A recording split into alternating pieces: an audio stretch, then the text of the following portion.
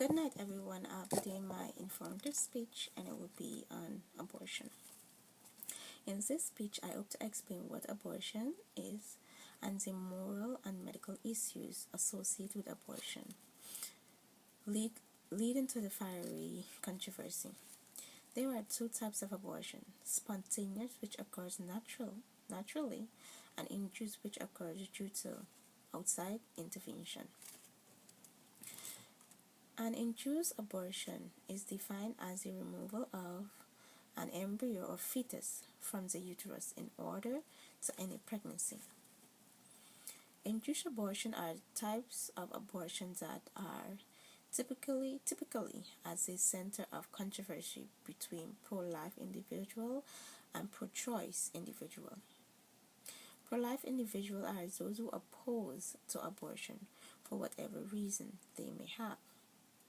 Pro-choice individuals are those who believe women should have the choice to either keep or abort their pregnancy.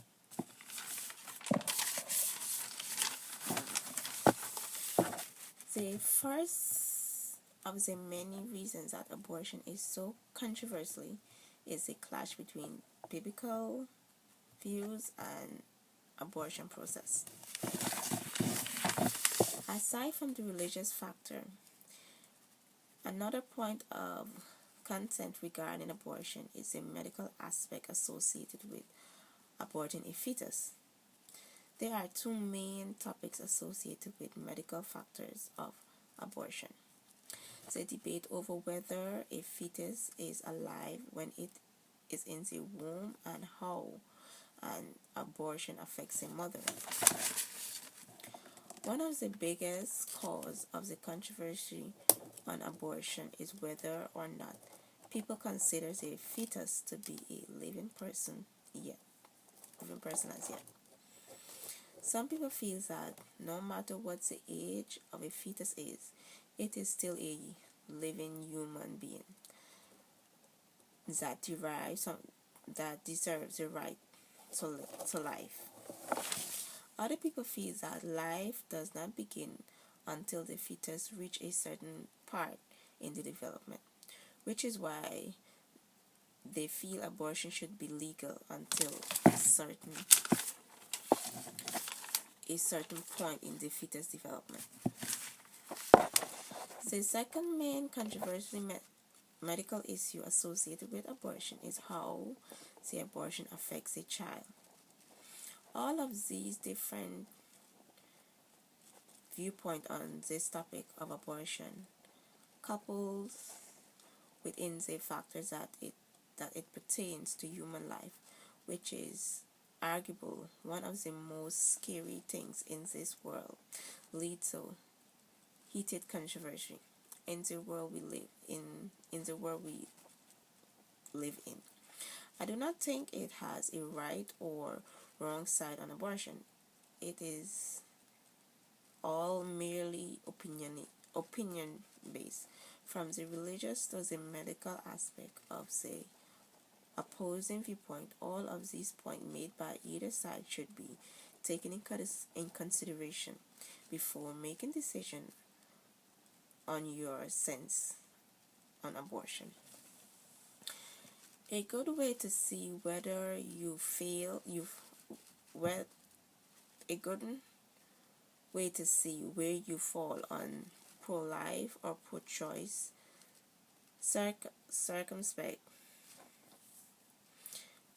is to think about whether you would do it or what would you do if you're placed in that situation. Well, for me, abortion is a whole topic, is a very huge topic, is a very debatable topic. For me personally, I have dealt with it once.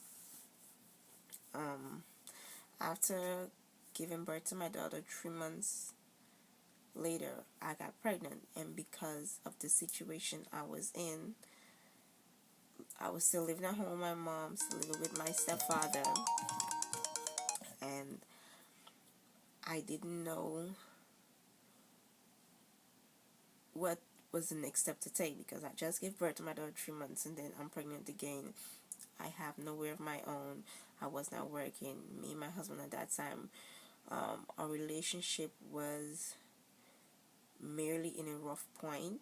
So having another child and bringing another child into something that we are now trying to afford one, or trying to take care of one, and to have another one was really a hard time for me. I didn't really speak to him or my mom about it. I didn't even talk to God. I was so much taken back by the situation I'm in.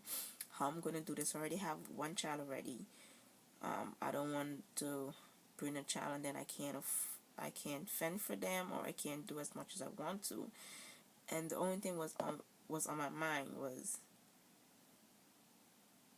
getting out of the situation, not thinking it through, not going to no one to have a good idea on what I should do or what is profitable to me. I didn't even sit and talk to God about it, because at that time I wasn't even thinking so far, to be honest. So I went ahead and I did it. To this day, it still bothers me a lot. Um, After I got married, me and my husband got married, I wanted to have another kid, and I did get pregnant, but then I had a miscarriage, and I felt to myself that I was being punished for something I shouldn't have done in the past. And every day I ask God to forgive me. I try to forgive myself. But it's such a big, I won't say issue, is such a big controversy in whether it's right and whether it's wrong. Like I read in Psalms 139:13, like it said, For you formed in my inner parts. You knitted me together in my mother's womb. I praise you, for I am fearfully and wonderfully made. Wonderful are your works. My soul knows I am very well. My frame was not hidden from you when I was being made in secret. The thing about it is that I think we need to be more educated on the situation.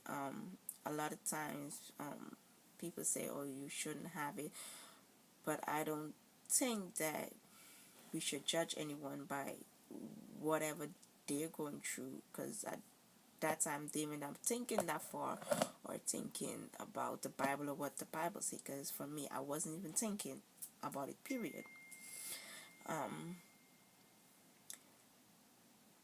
The other part that I look at, if someone gets raped and they do not want to keep that pregnancy because it reminds them of what has happened to them, it's another whole situation, and we got to learn how to deal with that, how to cope with that. So from my point of view, having to deal with it, honestly speaking, I wouldn't advise or tell anyone that it's the right decision to make. I think we should take our time and deciding, well, is this what I want to do? Is this the right choice? And sit and have that time with God and speak with Him and ask Him directly, well, you give this to me.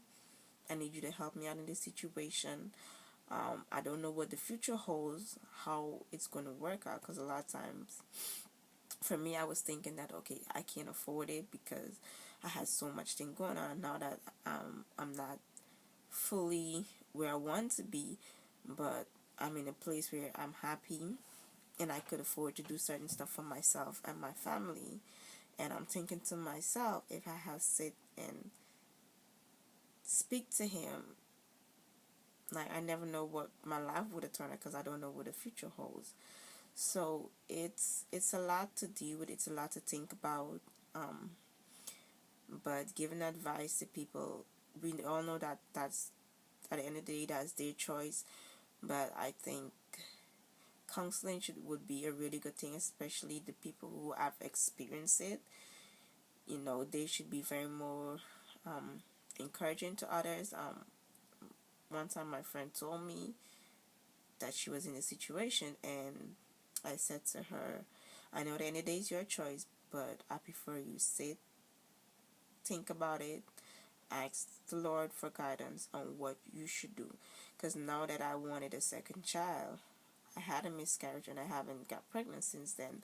So, you don't want to say, oh, I should have kept it, or I should have think about it more. And then some people, at the end, when they do have the kid, they don't have that attachment because they had in their heart that they didn't want to keep that pregnancy. So it's a whole big topic to talk on, but the reason I picked it because I dealt with it and I just wanted to give a little light on it. It's not something that I would advise anyone to do or I would ever do again in my lifetime. um, I ask the Lord to forgive me, and I'm trying my best to still deal with that situation. And I think that we should have more open conversation about it, and positive one, not one that are judging people from making that mistake or want to make that mistake. One that is given a various highlight about it, about the good part, about the bad part, about everything.